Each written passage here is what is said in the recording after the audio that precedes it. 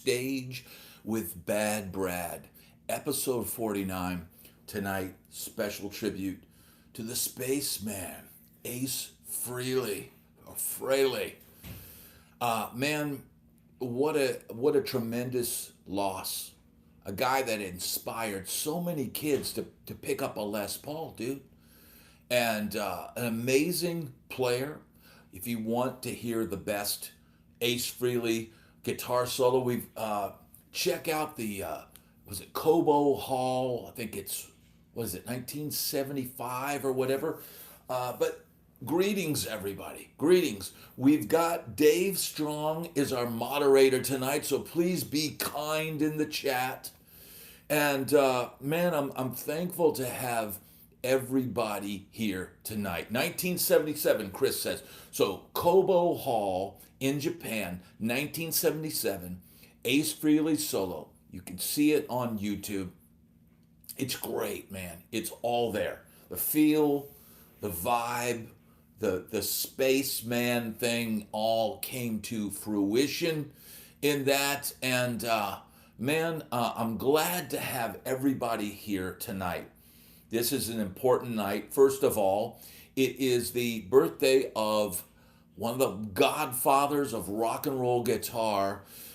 Chuck Berry's birthday is today, the 18th, October 18th. And if you think about Chuck Berry, what the things he kind of came up with on guitar, and then boom, hearing Ace Frehley take those, being a child of Chuck Berry, one of Chuck Berry's children, as the Bob Seger song says, all of Chuck's children are out there playing his licks. Why? Because Chuck Berry's licks carried many a lead guitar player into learning how to play solos. A lot of times, guys would, bounce the Chuck Berry licks.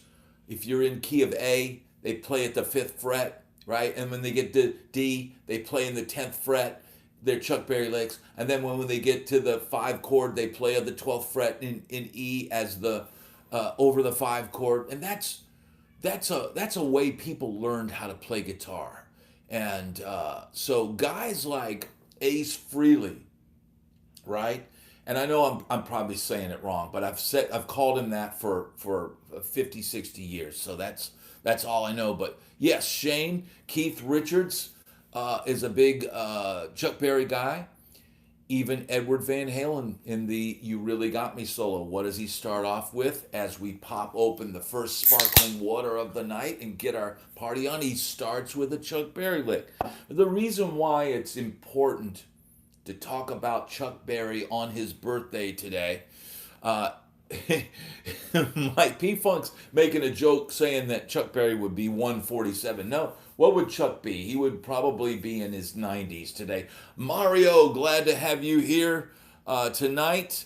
Mr. Mario Trejo is in the house, and man, we're here to salute the legend Ace Frehley tonight. And of course, tonight will be an Ask Me Anything episode, and I've got the Synergy amp in the back behind me, and it's fired up. And we're glad to have Tobias here in Canada, and all the glad to have you here, Mario. And man, I wish guys like Ace Frehley could be around longer. It was very sudden, and look, here's what's coming up. I've got lined up. An amazing interview went up for Rockstar members of the channel. There's a new book called American Song, and it's all about the 4th quarter of the Sunset Strip and some of the top bands that were playing at that time. And no shock, our boy Elroy is not mentioned in it. But Dr. Starr is on the cover of the book, and that interview with Philip Harrington is in the Rockstar members part 1 of the channel. That is available for all Rockstar members. If you're a regular member of the channel, and dude, we've got like 176 members. And what is the first level of membership, Dave? What is it, like $1.99 or $2.99 or something like that? you've got like 75 videos available that aren't released to the public. And yeah, I hope Dr. Star is doing good, and I'm sure he is. He's out in California. Pineapple is not in the book, but look, man, a lot of guys that I've talked to on this channel and bands that I've uh, at least at least three of the bands in the book I all saw, uh, that are in that book I saw, and I can honestly speak for the one out of the bands that I saw. Paradise with Adam Gifford was the band that I thought this is a no-brainer. They should have gotten signed. They should have. They were way better than Poison, and I couldn't find anything wrong with them. And trust me, when I go see a band, I will. My goal is to find something wrong with it. That's my goal. Sometimes it's all completely wrong, but in that case, I went, oh man, the chicks are really digging the singer, and and these guys are great. The guitar player was great, and the songs were good enough, and all that. But Chris is asking, and this isn't ask me anything. Well, while we're gonna pay tribute to Ace, and we're just gonna keep talking about that. But Chris Alexander is asking any PRS Sweetwater update. Okay, so the PRS guitar went back. Sweetwater took great care of me, and I'll probably try another PRS guitar down the line. Maybe not an SE, but man, I love their guitars. Oh, Mazzola, thank you so much from New Zealand.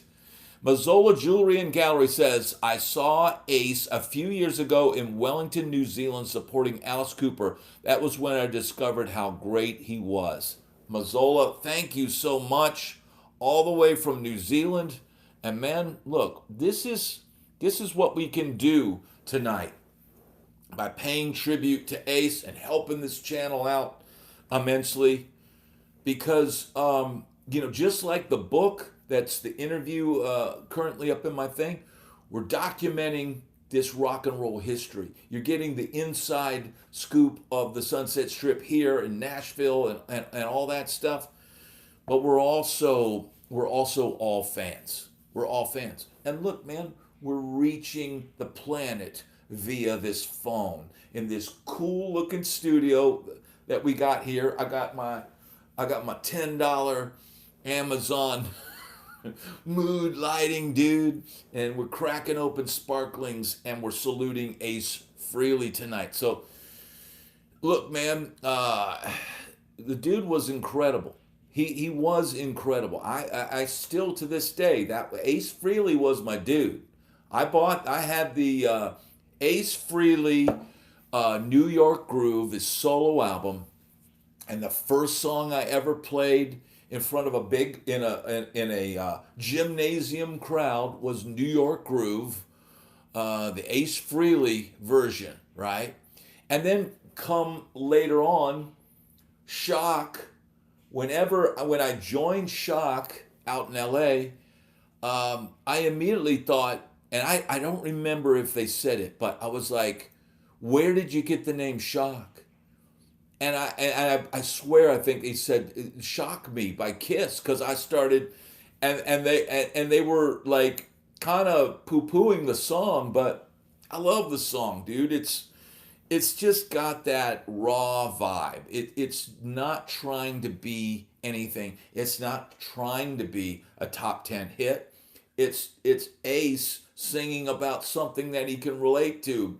I'm feeling low, so get me high, right? And that's the vibe that Ace Frehley.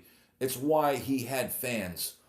Even when he left Kiss, he could always go out and play shows because everybody loved Ace Frehley, even without the makeup, even by selling the brand that he had. He was always going to be Space Ace. He was always going to be that character. You can put somebody else in the role of Captain Kirk, but it'll always be William Shatner. I don't care who you put. If 10 years down the line they decide to reboot the whole thing and make it 60s and make it kitschy, it's still William Shatner for me, you know. So yeah. Oh, this is delicious. Thank you guys for being here tonight, man. And I'm seeing Randy Greer. Elvis and Kiss was my beginners going back to elementary school. Now see, and that's a similar thing to me. My best friend when I was a kid, he was a huge Kiss fan. And he had all the Kiss albums at his place, and I had all the Elvis albums at my place. And between the two places, we were either in one. We were either at one place. He got the Elvis at my house, and I got the Kiss when I was at his place.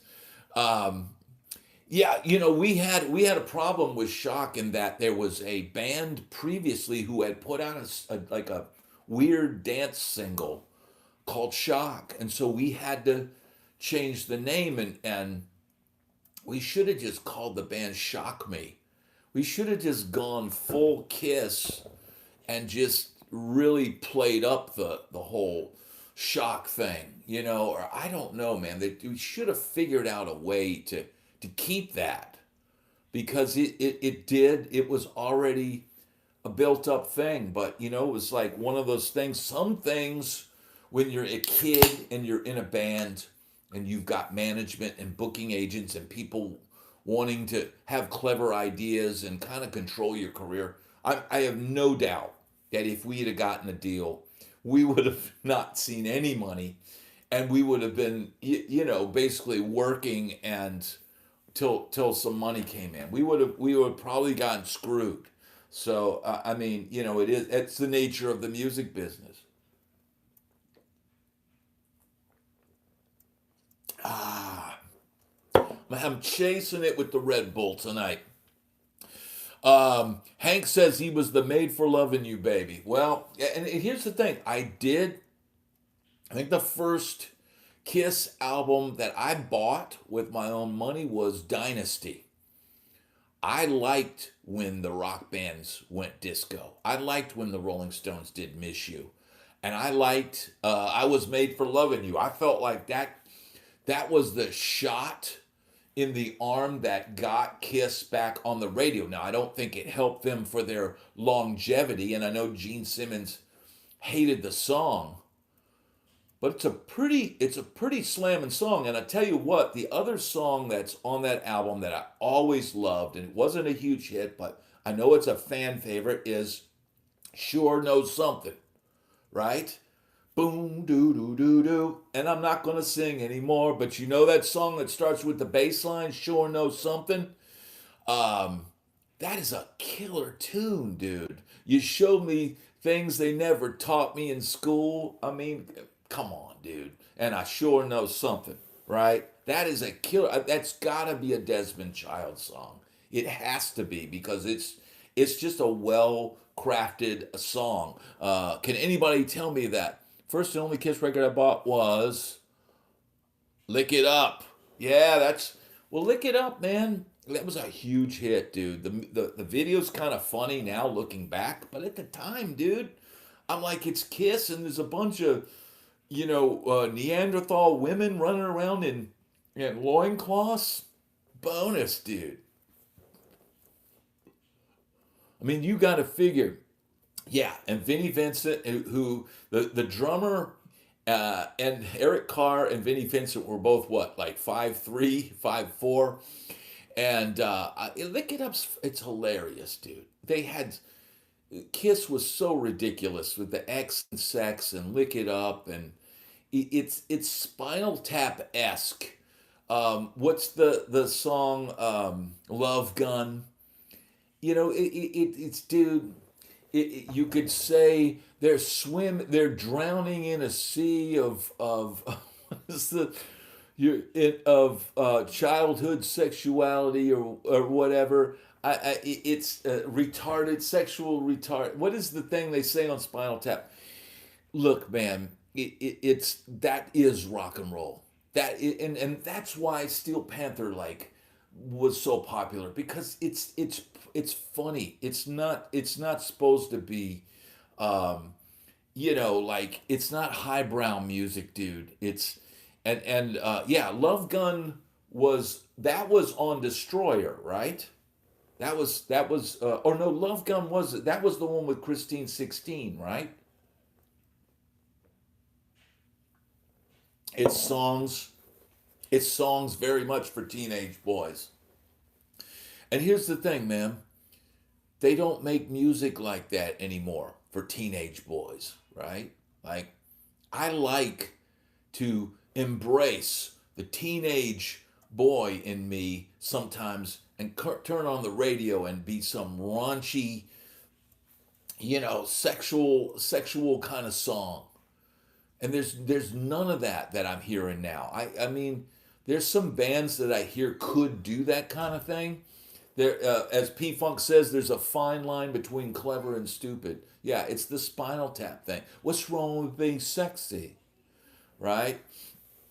There's nothing. Erickson is saying this generation has nothing. Look, man, I don't want to bash everybody because maybe there's some band out there that's trying to do it. I have seen even some local Nashville bands trying to bring the edge back of rock and roll and do some edgy like stuff. But they even had kind of a little scene going. But here's the thing, man. It takes about, dude, think of how many bands were in LA back in the day. 100, 200, 300, all vying for the same 15 gigs, 15 places to play within a 2-3 hour radius.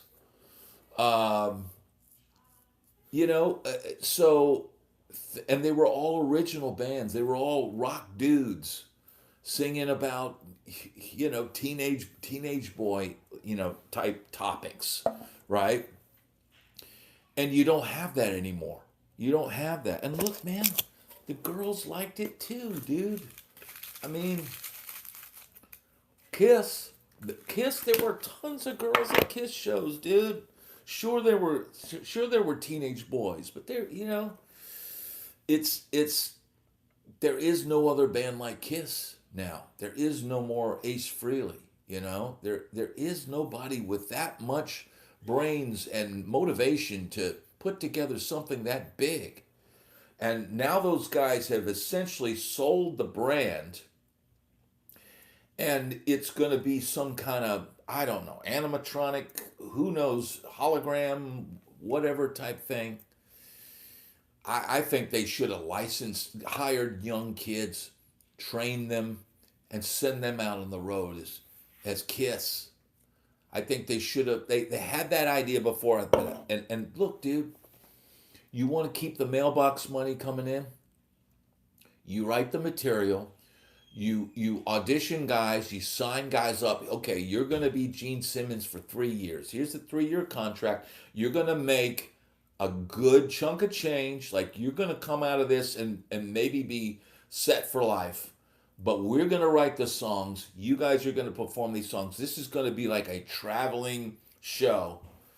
And get a next level Ace Frehley guy. Get some hotshot kid with tons of with some little extra chops, and and do all that, man. But why they went for the payday? Like artists are selling their publishing now. They realize there's less money in stuff, and everything's expensive now, and they thinking they're not going to have another big payday, so they sell their publishing. And it's like selling your brand. If you're Kiss, you're selling your characters. If you own the 4 characters, it's like owning Star Wars and owning Yoda and owning Chewbacca and all that. You've got the Catman and these 4 like things, right? So much more could be done with this. John is saying mailbox money. I was on TV. I get nothing. Well, it depends. It depends on the show.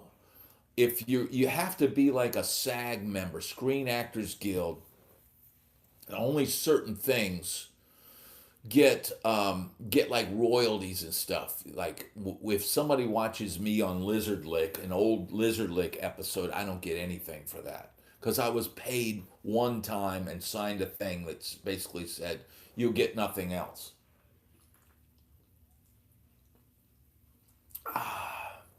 That's delicious. $350 million, Val says. And they sold Kiss for $350 million. I think that is the correct figure. I remember hearing that number and thinking, that's not a lot of money. I mean, I would think Kiss would have been worth $500 million if the right person was managing it. He should immediately go, okay, we'll do this hologram thing, but we're not going to put all our eggs in one basket.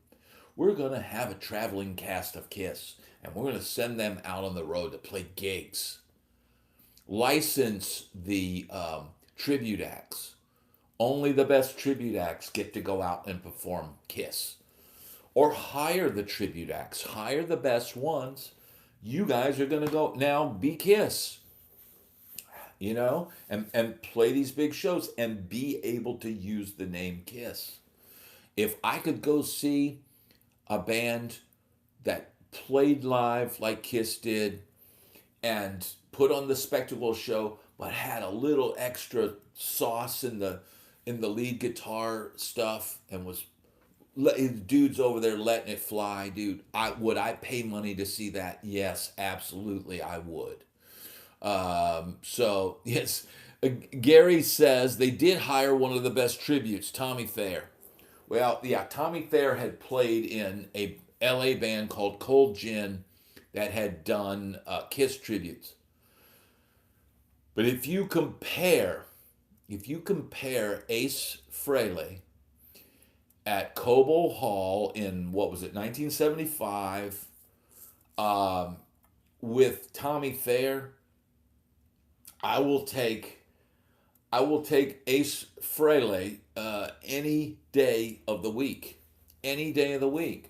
And I mean, look, man, everybody likes to, you got to be nice and you can't say anything bad about anybody. And the dude's playing a gig and it is just a gig. But I never thought he brought anything extra to the show. Now, maybe they wanted it played like that. But I've seen performances where Gene and Tommy are squared off on stage and Tommy's playing a solo and Gene's going, come on, come on. You know, he's like trying to spur him on.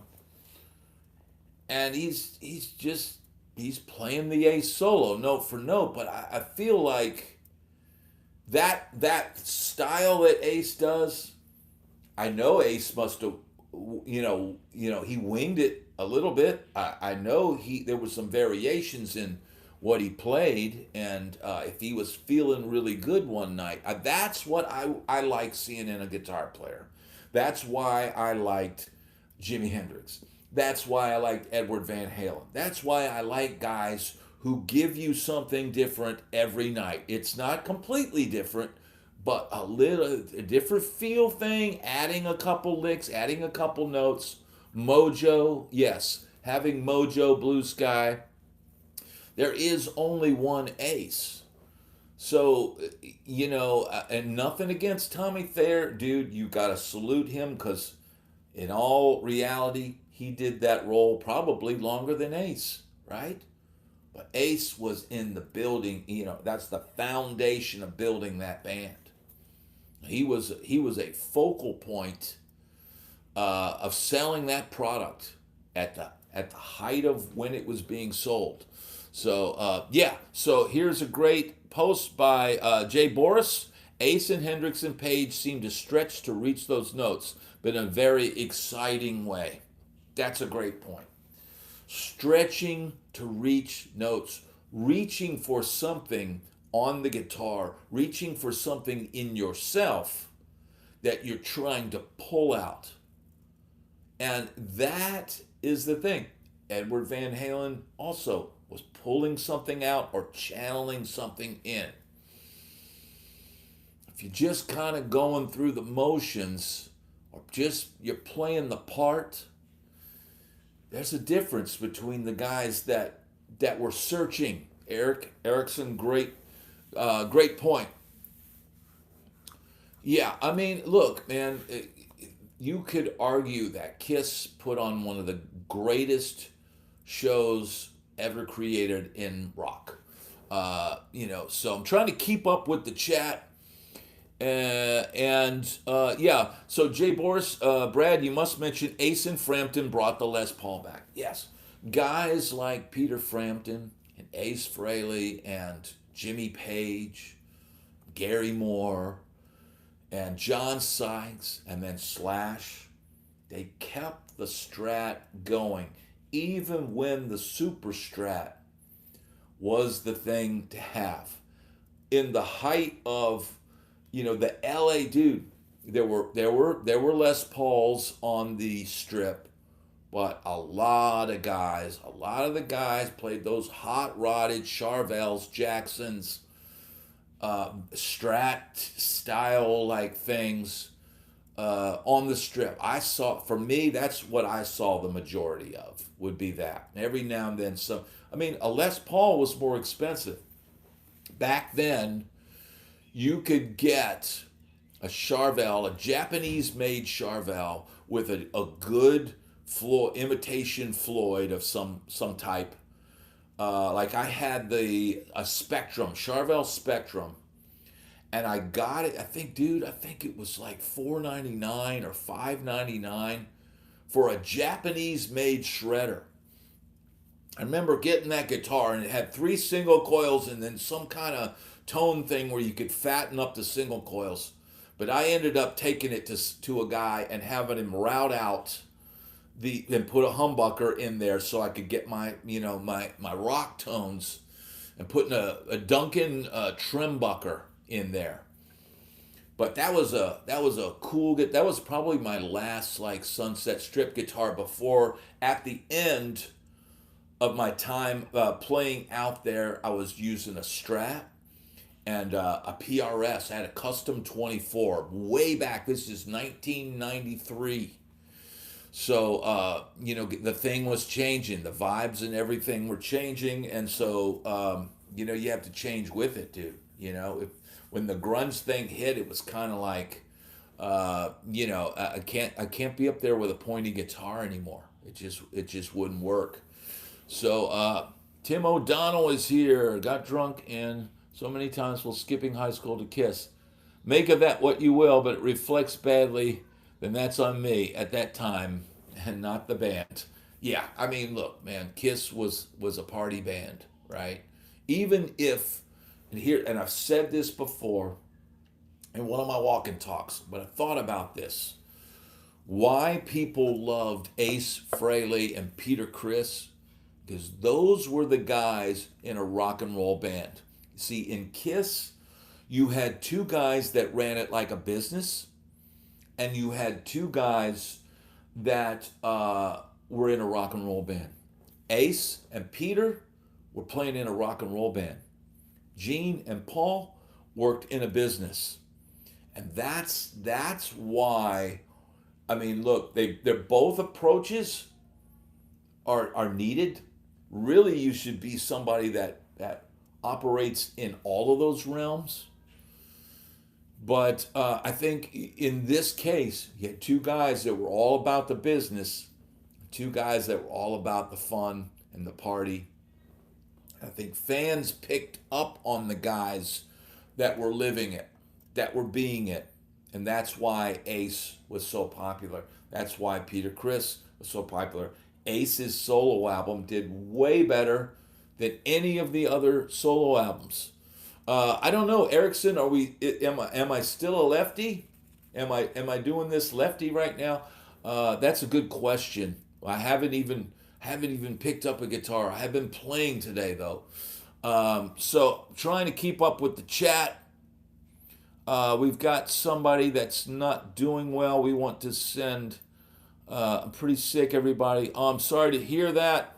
Stulipa, please get better, brother. We'll pray for your health, and that's the thing, man. That's what's great about this channel. We've got so many great people that tuned in, and look, dude, we've got 118 people in here tonight, dude. So people are here. They're digging the salute to Ace Frehley. So look, I've got coming up on the channel, haven't done it yet, and I don't like to spill the beans until I make it happen, but I've got the pyro guy for Kiss, the guy who would help Ace's Les Paul, erupt smoke on stage. Pyro John is going to do an interview on this channel. So we're going to get the inside, and dude, he's got a hilarious story about Ace Frehley trying to give him some beak food. So look, man, this guy is going to be cool as hell. He's already said he loves the channel. He feels like we're kindred spirits. He's going to say he's got a brand new book coming out. So I'm gonna try to cram that book this week. Just like, dude, I read a whole book last week in the midst of all the stuff that I'm doing. And look, oh, John, thank you so much. Play some opening riffs from Detroit Rock City. Dude, if I do that, I'm gonna get a copyright strike, right? If I do that. But I've got the Synergy plugged in over here. I've got the Soldano preamp in there.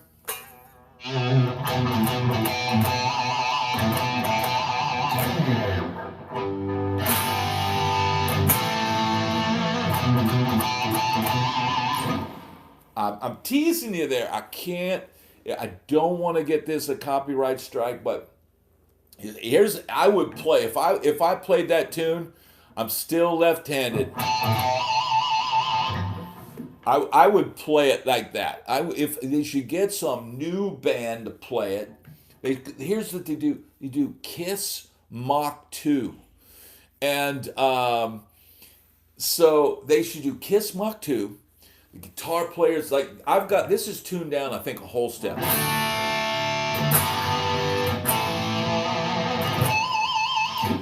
They should do a tuned down Kiss, and it should do all have stealth. It should be stealth. John, thank you so much, brother. Thank you. They should do a stealth youth Kiss. Right? I'm giving these guys, this is gold. I'm giving the corporation that owns Kiss, these are golden ideas. Come on in here. Elvis Presley. Oh, hold on. Man, watch out, man. Elvis is coming in, man. Watch out. Oh, Ace is in here too. All right, Mia, stand in front of this. Come, stand over here. Ain't enough in my house. Dog crying all the time. You ain't enough in my house. Hey, I'm singing a song that you don't know. Okay. Test me silent. Now state. I won't say what station. Okay. Hunka burning love. Oh, you're gonna get us a copyright strike too. Y'all gonna get this demonetized here doing this. Yeah. You can't sing cover songs on here. Okay, she just wanted to. But come here, honey. You look amazing. Come check it out. We got it. Microphone. Man, we got Elvis, man. Watch out, man. Why say watch out? Well, say watch out, man. Say baby, my name is Elvis Presley, baby. Say it. My name is Elvis Presley. Tell me you got the microphone for your birthday. And you got a microphone for her birthday, dude. And look at the bottom. And look at the bottom. It lights up. But Daddy's got to put batteries in it. And guess what? We don't have any batteries because y'all keep saying, oh, we have plenty of batteries, and there's no batteries in there. But let them see Ace. Ace has been a little bit under the weather. Here he is. He had to get some rabies vaccine. He had to get a rabies shot, so he's been kind of out of it today. Yeah, because he's a little lethargic. He's lethargic. Yes. But look, we're on a roll tonight. We had 118 people in here, and we're paying tribute to Kiss, Ace Frehley tonight, and everyone is loving the subject matter. Awesome. So you guys go do your thing here, Mia. I'm gonna give you an Altoid. for coming in and entertaining the troops. She just wanted to show her mic. That is amazing. And I'm going to have an outplay. Now, y'all get the skedaddle. Yep. And we're going to finish it up. So, yeah, man. Dude, this is a killer thing, man. Getting to talk about this stuff and share these memories.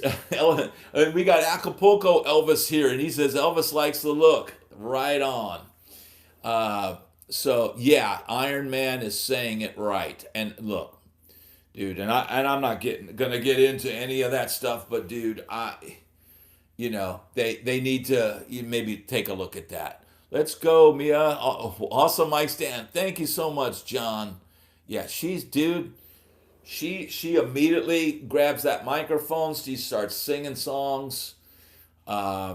She's got the bug, dude. She's got the bug. And I don't want to... Erickson, did you see that? Yeah, he's talking about the Elvis AI. You're saying it's sick as in good sick or bad sick? Bye, guy. Thank you so much. Buy your ice cream. Will do, brother. We will do. Appreciate that, Rye guy. We're trying to hit the heart. There we go. Ace is the real rock star. He's all hopped up on goofballs. Yeah, he's goofed out, bro. So Erickson, yeah, look, dude, it's kind of it's insanely amazing how some of the AI Elvis stuff is so realistic, and I almost like some of it. I'm like, dude, well, why didn't they just do 2 hours of this? I think I would have probably laughed. I mean, but whoever's writing these prompts, putting these images in, I mean, some of it's extremely realistic. My wife didn't even know. She thought I was watching an Elvis movie, watching Elvis in space, which I'm like, why didn't they do an Elvis in space? What Elvis should have done is more comedy. And it should have been more like he should have literally played himself in all his movies and just been Elvis in the movies and just been like A Hard Day's Night, where the Beatles were just running from girls' fans and driving sports cars and blowing stuff up and stuff. That's Elvis would have been the original Jackass and have all his buddies. Dude, they used to do stuff like put flash bulbs in the pool and then shoot them with a BB gun and stuff like that. They used to do all kinds of crazy stuff, dude. Riding around on goofy golf carts and all that. Rhonda is saying he should have ditched the Colonel. I think the Colonel had too much on Elvis. And, when you watch the Elvis movie, Elvis go, oh, I don't work for you anymore. Okay, well, I'm going to bill you for all the stuff you owe me. And Cheap Music Gear says, chug the Red Bull. Oh, dude, I'm past the age of chugging Red Bull. This is like drinking whiskey. It'd be like saying chug whiskey. Now, I used to be able to chug some whiskey, but not no mo. Trivia time. What rock star did Brad come face to face with when you worked at a Hollywood hotel? Acapulco Elvis, you're a smart guy. But it was several rock stars, literally like this. And especially one. Yeah, literally like eye to eye as like I'm picking up his luggage and he's like scooted down and he's looking me in the eye. Yeah. No, Dave. Barry did a lot. Plant. Well, Plant was one of them. But which rock star had two different colored eyes? That might be the clue that solves it. Erickson shops at Wildwood. I think I would love Bowie. That's right. That is right. Yeah, David Bowie, dude, was like literally like gave me $20, gave me his luggage, says take this up to this room, don't open it. And I was like, okay, no problem. And look, man, A tip is to ensure proper service. When a guy takes care of you, I'm taking, you give me $20, dude. I got no problem taking it up to the room, closing the door, and you know. And here's the thing: even people that would stiff me every time, I never would take anybody's stuff or mess with people's stuff. I had people that would, I had rock stars that would stiff me every time I went up to their room, brought them something up to the room. It just is what it is, bro. So yeah, let's see, what do we got? Stu Leap is yeah, we don't need to disparage Wildwood. Wildwood is a great store. Uh, please don't disparage any stores here. Hey, look, man, you got to shop around, Stu Leap. And look, man, if I can get a better deal, look, you can always get a better deal on a guitar. You could always buy used. You could always, I mean, you know, my wife got me the NF53 from Sweetwater, and then a month later it goes on sale for $201 less. It's just the way it is, dude. Ace Frehley influenced so many rock guitar players, Steve says, and that is absolutely true. Absolutely true. So one must hustle deals, dude. Yes, look, man, we've all had guitar deals where we've lost our ass, and we've all had deals where we make bucks. Sometimes I'll buy something and, you know, maybe I'll make a grand or $2,000 by holding on to it for, you know, 5 years or 10 years. And then most of the time you buy something, you lose your ass. That's just, you know, you're not buying this unless you're a collector who does that professionally. It is what it is, man. The market goes up and down. Prices go up and down. Tim O'Donnell says, I just bought a new axe at Guitar Center today. Why? They had what I needed at a right price. Support your local music store. Absolutely, man. Buy from them all. You know, that's my thing. Thank you, Dave. And I don't mind that you did that, because we don't want to. Dude, Wildwood is one of the best guitar stores that I know of. And probably, if my wife said you can have any guitar you want, I would probably buy it from Wildwood. Why? Because they are a dealer that seemingly gets very good, very good stock. Like, they get the seemingly, I mean, just because when I would look at their website, dude, it's almost like they demand it. I don't know what it is. Maybe they're curated. I don't know. Or maybe they have a deal. I don't know what the deal is, man, but they get incredible stuff. And they have Tom Anderson. And they have James Tyler. And Sir. And then all the Friedman stuff. And all Motor City Guitars has it all. So we're going to give a plug right now. Mario said he recently visited one of the most epic mom and pop guitar shops in Detroit. Motor City Guitars has it all. So there we go. Everybody that watches this channel, check out Motor City Guitars. And thank you, Mario, for pointing that out. Because, look, man, you got to support the stores like that. There's a store. There is a dude just about love the shirt. Thank you, Peyton. Rock and roll all night. Enjoy the weekend. Appreciate you, Peyton. Yeah, dude. I mean, you know. So we'll check out. Let's see. What was the name of that again? Motor City Guitars. All right. So everybody, write that name down or type it in your notepad on here. And after tonight's video, go check out the website for Motor City Guitars. And you know what? Check out the Synergy stuff there. Check out the guitars. there's a lot of great guitar, mom and pop guitar shops. And Replay Music down the street here is a great one. Mario says, amazing staff at that store. I'll tell you what, man, if you got great staff, that places these smaller stores, in my opinion, higher than the big box, because a mom and pop store can give you personalized service, and you can basically, say, call them up and say, hey, I'm looking for this or I'm looking for that, and maybe they go, well, I've got one coming in, or I can give you a really good deal on this, or that.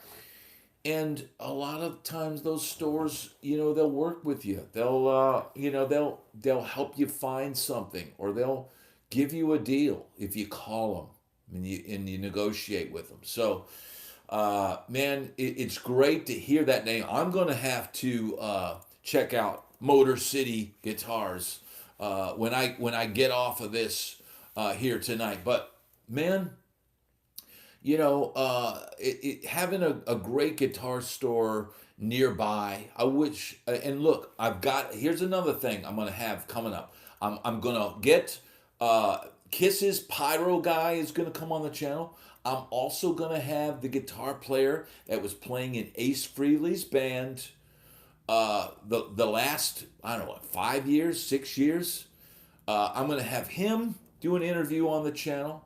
I've also found a music venue down the street near DB Music, and they sell guitars, and they have a live music venue with beer and all that stuff.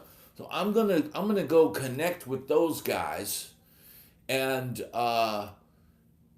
maybe do something with them. Who knows? Maybe down the line. Here's my problem. I could go talk to those guys and go, hey man, give me one night a month, and I'll do like a blues show, or I'll do a sort of a jam kind of like funk night or something like that. But I don't know any players close enough that would pull it off. What's happening, Chris Richardson? Glad to have you here. Everyone hit the like, first of all. We've had as many as 118 people in here tonight, which is absolute epic, because that is a huge trip. Oh my God, John, thank you so much, brother. Grab an axe off the wall and jam out. Well, dude, I'm going to have to grab an axe off the wall. Let's see. Here's what we're going to have to do, because it is Ace night. And we're not going to get any strikes. But we got the Paul, dude, and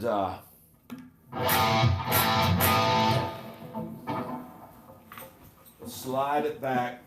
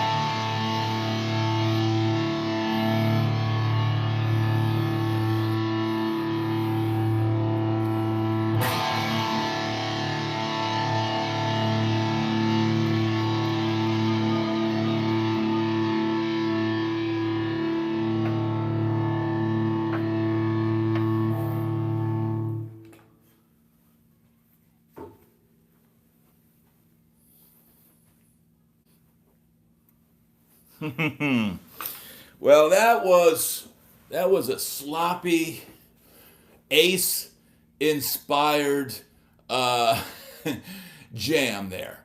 Thank you, thank you, kind sis. You're far too kind. You were all far too kind. Man.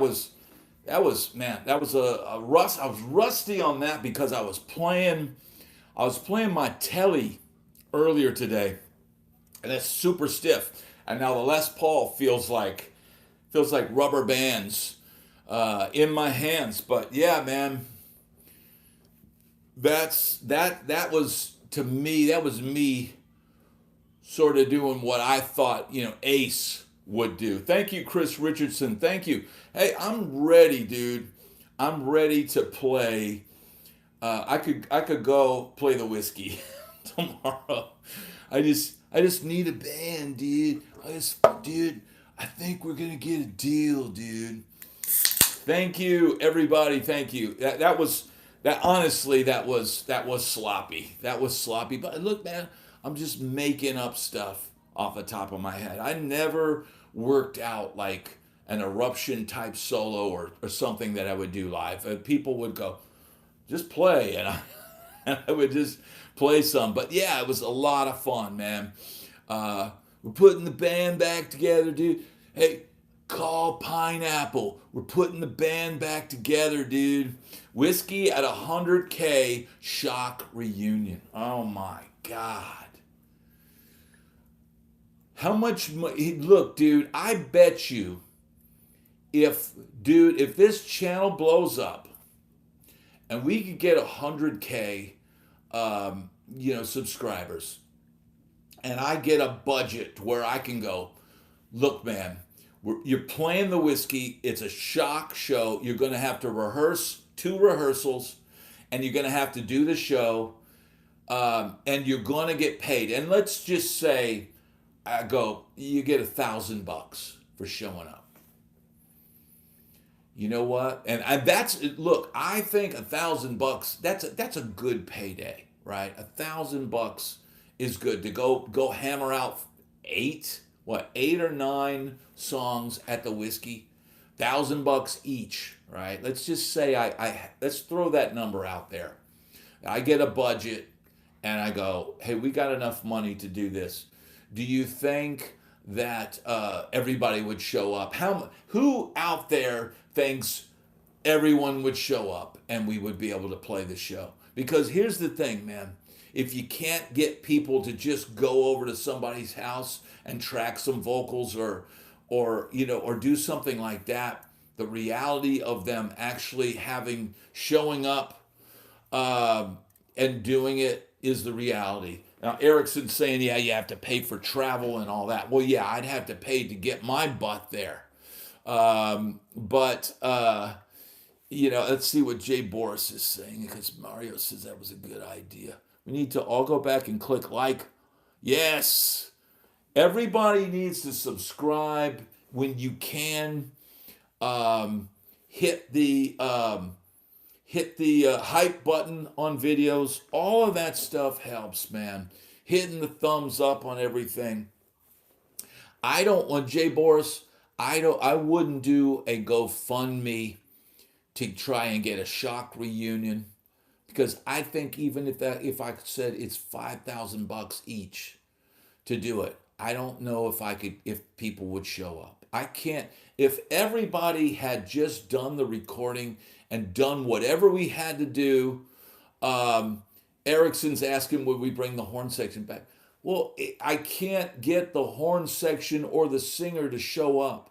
We got the rhythm section, the bass player and the drummer and the guitar player all did their parts. And those other three guys are a no-show. Well, we're just the rhythm section. So it's like, why do people not show up? Why do people not go, hey, this will be easy and it'll be fun. Let's go over there and just knock out whatever you can. Get the In Excess singer. Yeah, get Michael Hutchence. Look, it would be easier to do a Boy Elroy show. But the drummer's in Utah. But if I called him and said, dude, we're going to do a Boy Elroy show. And but here's the thing. Would the one singer I know out in LA who reached out to me in the same way with the Shock thing and wanted to cut a song, would he show? Can I count on him? I can't count on him either. So maybe we could do Shock, and we'd hire Adam Gifford or somebody like that to be the singer. I mean, it's at this point, dude, it's like, it's almost like you have to just do whatever, 5G's hell could build you a whole summer tour. Yeah. Here's what could happen. Here's what would be easy to do, is do a show at the Twisted Oak, get a couple killer players down there for one night. If we could stream it on here or somehow online, and do do like what we're doing now, go live, and people tip and do all that. If there was a place where we could do that would maybe even be better, because then everybody could go. Maybe I'll start bringing friends in here, and we set up a system and we're able to play in this room. I mean, we're guaranteed an audience if we do that, but there's so many things that I would want to do, but it has to be the right situation. You should jam with Billy Dupree. Do I know Billy Dupree? Do I know him? I don't know who that is. But you know what? Here's the thing, man. I like the Tonight Show have a musical guest. The Bad Brad All-Stars. Yeah, well it would be easy. I do know a great bass player in Orlando. That's about an hour and a half, I think, away. If I had the right situation, I know I could hire him for a gig. I also know a keyboard player that's supposedly moved to Orlando. That dude is a monster. And I know he's playing with monster musicians in Orlando. So there we could get credible keyboard player, bring one of his drummers down, got the great bass player, and we could have a sick live band doing what we kind of did up in Nashville, which is R&B tunes, jamming out, soloing, all the stuff that I've done recently. and just play some gigs. But you know what? It's a lot to try. Here's making guys drive an hour and a half to a place that only holds 100 and 150 people. It's not enough money to be able to pay everybody. So what, it's making these connections though, like having that connection at the Twisted Oak. Maybe there is a situation where I end up, doing a gig there or something like that. Or maybe they've got an off time. You have to fly. You have to have Flymer. John, thank you so much. We want overtime and a live guitar solo. All right. Well, we're gonna have to do what John says. We're gonna have to do. We are in overtime. I'm trying to hit the like on that. Okay, we got the like and the heart. We've got overtime coming. I'm gonna pick a different guitar this time. I've been playing this super Strat here. I'm gonna dime the gain, bro. Dime the gain. Put it on. I think that's aggressive, dude. Yeah, here we go, dude. Probably gonna blow you out, bro.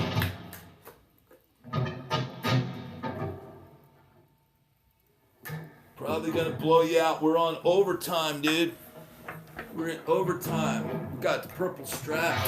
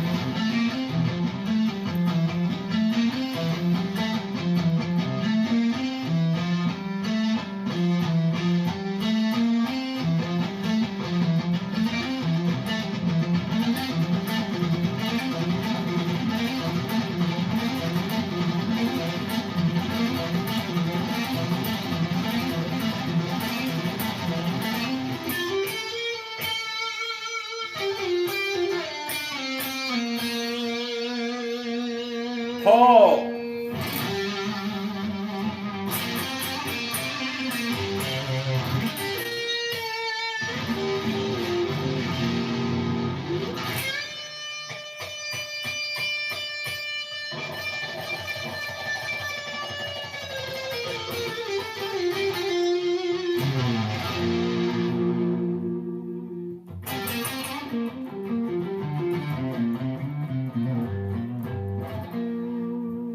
All right. Well, look, we've got another moderator in here tonight.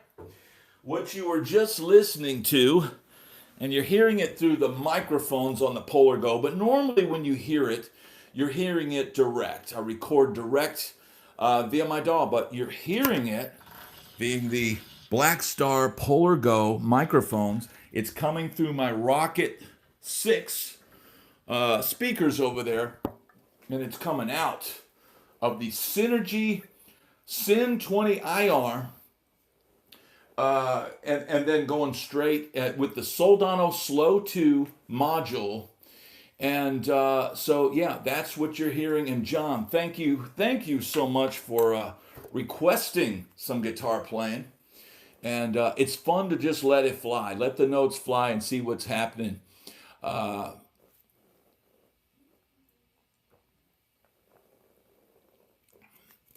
So let's see what Peyton says. Brad, you have to admit, a good gig would do you some good. No commitment to a band, just one good gig. Well, here's the key to one good gig is you need one good band. And for me, playing with a not so great band, I don't think I would enjoy it that much at this point. Getting pulled into a great band where I could be good because the band is good, that would be great fun. Just playing a gig, just to play a gig, I don't have any interest in that. And look, here's the deal. I've got some great music that I'm working on here on the channel. And I'm enjoying putting this stuff together, dude. And I've got my hands full. I got another guitar coming in on the channel. Yeah, Blue Sky is right. Sucks playing with the B team.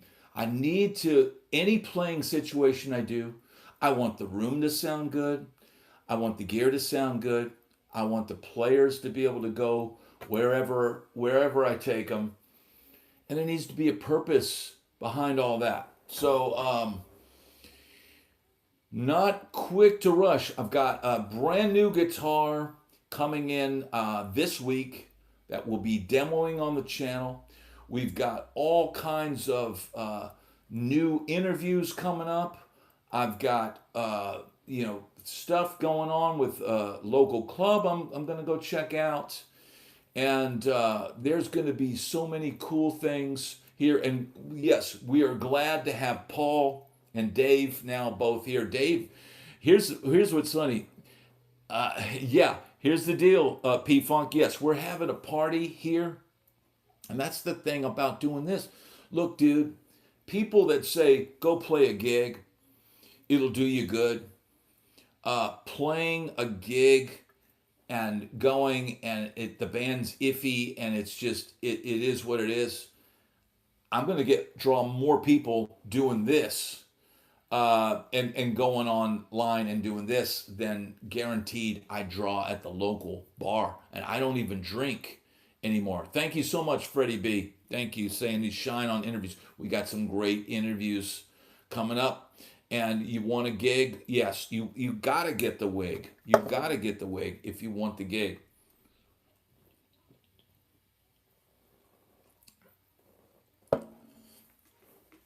Mario is saying, is virtual jamming a thing like during COVID?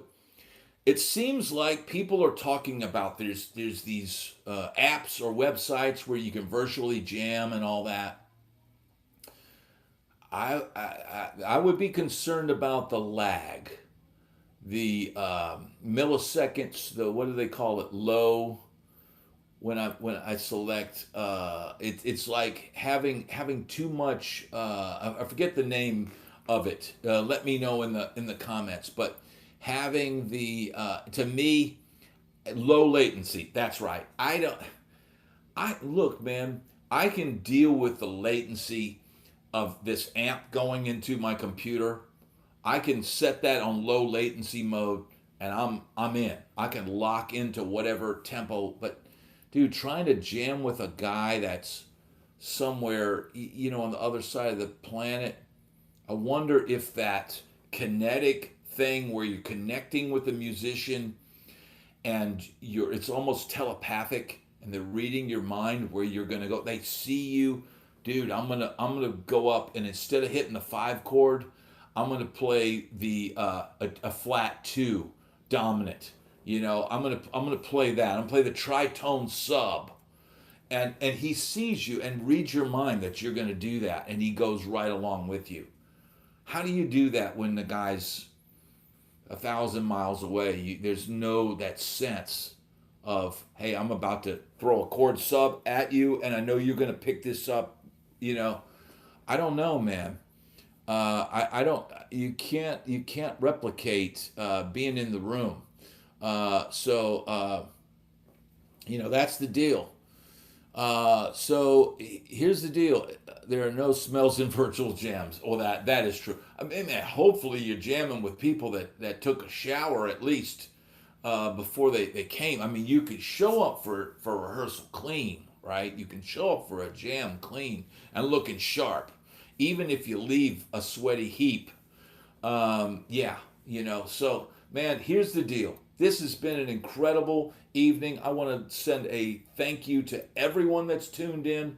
We've had an amazing evening, an amazing salute to one of the all-time great rock guitar players of all time, Ace Frehley.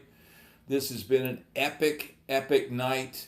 And man, I want to thank everybody for being here, and thank Paul for dropping in, and thank Dave for doing a great job of moderating. David said, oh man, it'll be easy. And tonight, I think he's had to do a lot of moderating tonight. So thank you, Dave, for doing a great job. Thank you, Paul, for dropping in.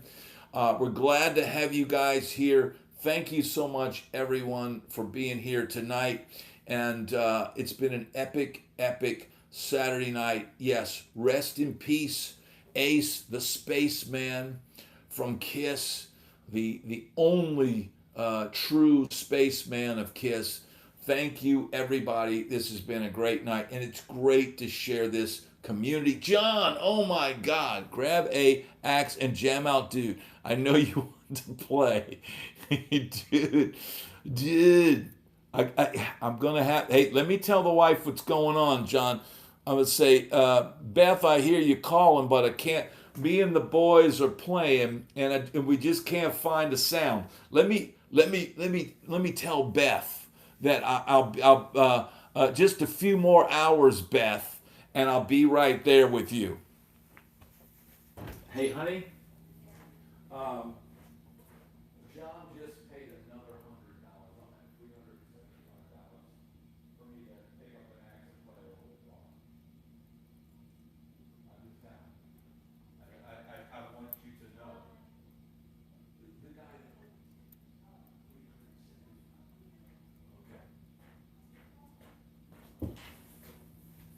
okay. Well, whoo. All right. So let's see. What do we got? How about the Charvel, dude? How about this little jobber here? Now again, we're plugged into the Synergy. It's being picked up in the mic in the room by the Polar Go. We'll put this up here. Put this right here. We'll put the Les Paul over here for Ace. Right?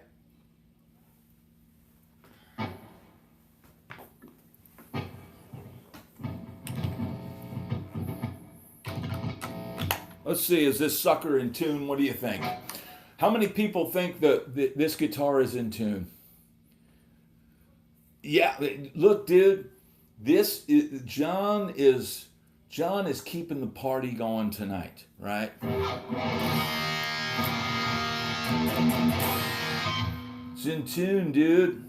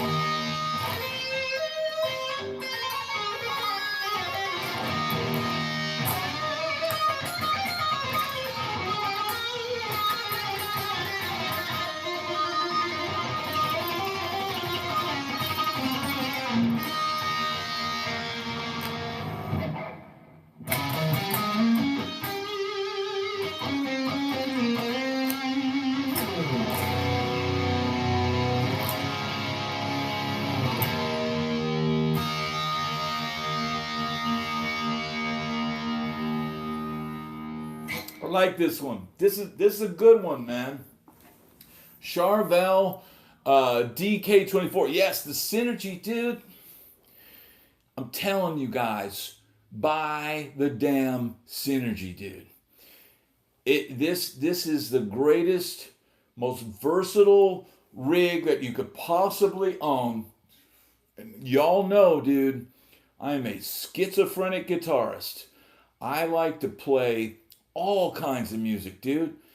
The last video I just posted on my Instagram, I'm literally playing the most smoothest, cleanest Les Paul neck tone, smooth jazz, right? I have just as much fun doing that as I do running around on this thing going crazy. I just like the sound of a guitar, dude, and the synergy setup, dude, is just crazy because look, you got right now the Soldano plugged in, but if I wanted to change the synergy over here, if I wanted to change that, I just take this the module that's in it, I pull out the Soldano module, and boom, now I'm the tone king, bro, Imperial tri-tube preamp.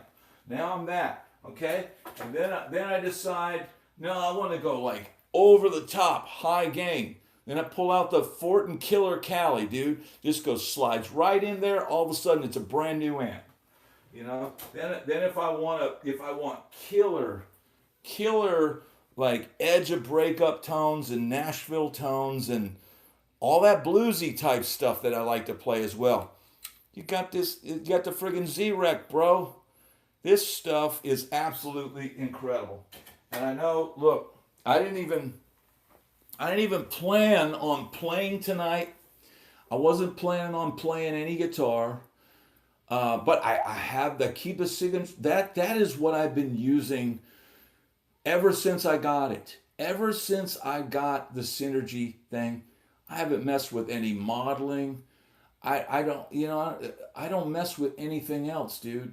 It's just it's modular magic, as Viv Savage said. It's modular magic. I love this modular magic. It's amazing, man. Thank you, Rhonda. Yeah, so man, this has been absolutely epic Saturday. What night is it, dude? It's Saturday. It's hard to believe that The year has flown by, dude. You realize next week will be the 50th episode of Backstage with Bad Brad. So does that mean in 2 more weeks after that, we've been doing this for a year. We've been building this channel, and look, dude, this is way over time for a Saturday. Normally I'm in there watching some reality TV with the wife. She knows. I just said, hey, she goes, go do your thing. And she's probably watching something that I would like. I'm not watching this. So Chris is asking what cab I'm using. So I'll give you a peek behind the scenes. Here's what's going on, dude. Here's what's going on. And we don't want to lose the mic. But the Synergy, which is right there, right? I've got the XLR going out, right? Now look, my desk is a mess, but the XLR is going into the back of this Apollo Twin right here. It's all going into the computer, right? It's all going into the computer and coming out of these studio monitors in stereo. So I'm listening to a recorded quality guitar tone. And it's exactly what I post when I do my videos here on the channel. When I do my videos, and you can see the monitors over there. When I do my videos, I record the Synergy in Logic Pro. So you're hearing a recorded guitar tone, and dude, it's the best possible way to do it. It's the way to do it. Just going live in the room and using the Polar Go, I'm sure it sounds great. But yeah, I'm not using any cab. I don't have, and I'll say this to Mario, if you guys got a Synergy cab or a Soldano or a Friedman, something from the shop that's a scratch and dent and you want to get out of there, send it over here and we'll put it right where the camera can see it. 212, I can't do a 412 in here. It would take up the whole room. You wouldn't be able to probably put a head on top of it with these guitars this low. But yeah, I'm not using a cam. I can't crank that up. But what I can do, here's the beauty of this, dude, is I'm listening to stereo reverb added to the signal. I'm adding in post. I just add whatever reverb's in. I think it's Space Designer in Logic Pro X. It's the free reverb that comes with it. But it sounds great, dude. I got plates. I got vintage springs. That would be awesome, Mario. Something that's a 212 that I could put the Synergy on, and then it would be elevated, and that would be awesome. Look, man, all the amazing stuff that Synergy has, all the incredible modules. Dude, they just got the Marshall module now. I mean, there is no other rig that will allow you to get real tube tone straight into the thing. And that's why I'm doing all these different videos, these little shorts that I'm putting on my Instagram and stuff, because I'm just showing that, dude, you can play whatever style of music you want to play on this Synergy system. Maybe that's why I'm one of the newer guys that's sort of demoing the stuff, is because I'll go and play some 80s metal, lead guitar type stuff, but I also screw around with blues, and I also play a little bit of country, and I also do all these other things. Mac, thank you so much. You send sound through DAW, Logic, then to OBS? That's a great question, Mac. No, what I'm doing right now, Mac, is everything's being picked up by the stereo mics on this Black Star Polar Go. Everything is going through this. So that's what you're hearing in the room, is what I'm hearing, which is stereo coming out of these Rocket monitors over here. I don't use OBS. To me, it's too complicated. And John, thank you so much for that. I don't want I don't want to skip over that, John. It's incredible. Thank you so much. Um, we That's what you're hearing tonight. No, now when I shoot my regular playing videos, anything that I've produced the last month and a half has either been the Friedman IRD or IRJ, or the synergy stuff. I've been using this stuff, and look, the gateway drug. If you want to try this kind of setup, get you a Friedman IRD, dude. You could get so many tones out of that, or the IRJ if you like. If you like more gain, if you want more gain.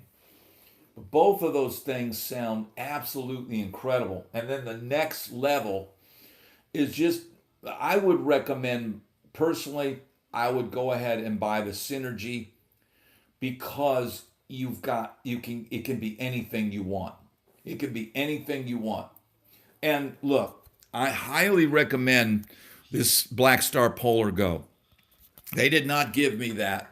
I bought it myself, but it has become a handy thing because of these built-in mics, because and it's got EQ and all that stuff. I can record good quality audio straight into the phone, right to you right now.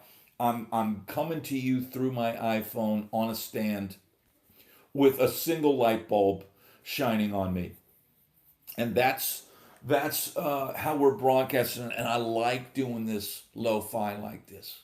I like keeping it raw and real. What is the price of the Synergy gear?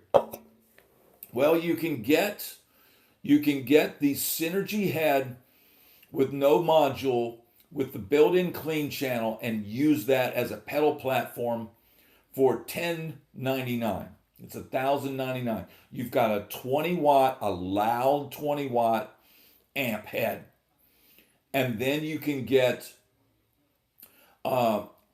you've got a loud amp head that can go direct or can go into a cab. It's got built-in IRs.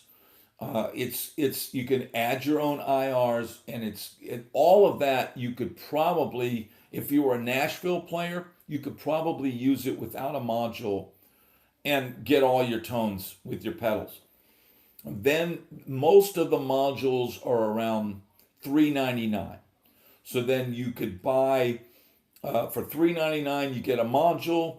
Then you've got 3 channels. You've got 2 channels on each module, and then you've got the clean built-in clean channel on the Synergy. And the thing is, being able to make it whatever amp you want. You know, some days you wake up and you want to play blues, and I mean authentic blues. And some days you might get a call to do a country gig.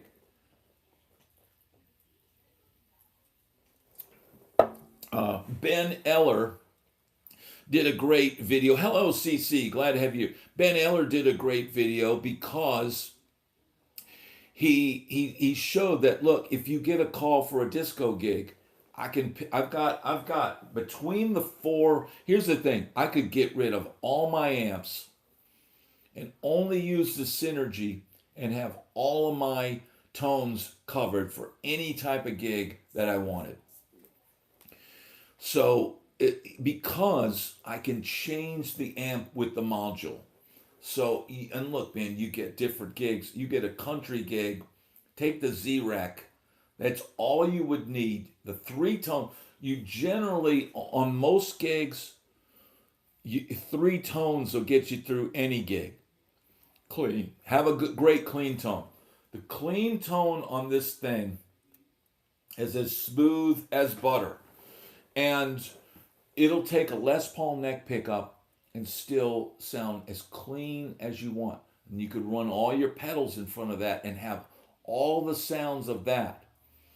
Then whatever module you put in can be whatever amp, but generally all you need is clean, overdriven, slightly overdriven, and your lead tone.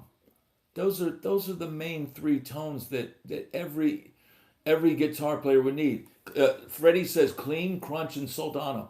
Well, and with the soldano slow module, you can set up the two channels. You set up one of the channels as your crunch tone and set up the other channel as your lead tone. And depending on what kind of tunes you're doing, you can dial in whatever level of gain you want and cover the gig. So, I mean, yeah, I usually like to have a super clean tone, good enough to play jazz, and an overdriven bluesier tone that I could still, like on the fusion stuff, kind of get a sweet tone with that, or chicken picking or country or whatever. And then I like to have a roasting, frying lead tone when I want to like do some 80s style shred.